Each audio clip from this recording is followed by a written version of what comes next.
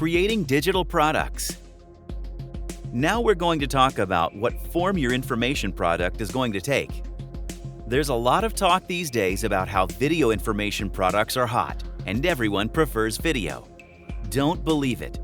Video is perfect for some types of information products and not so hot for others. And not everyone loves video. There can be drawbacks to presenting information in video form. People have limited time and short attention spans these days, and it's a lot easier to scan an ebook and get what information you need than it is to scan a video. Then again, some people claim the exact opposite. It's very hard, however, to fast forward an online video that is still loading to see if it contains the relevant information than it is to look at the contents page of an ebook. So your video must be well made and get to the point immediately, with no fluff or lengthy introductions, or you will get angry people and get a lot of refund requests, and people will not be likely to order from you again. In a written product, people are a little more forgiving because they can page forward quickly to get to the information that they need.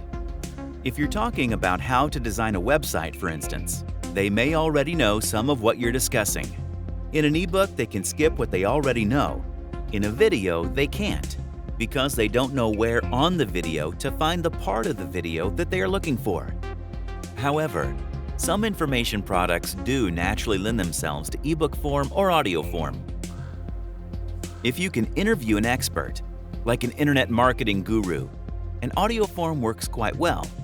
If you have an information product that does not rely on visuals, like teaching someone how to paint a portrait, the audio form works quite well. An audio recording is also a good option for people who are visually impaired. So how do you actually go about creating your information products? It can be done very cheaply and easily.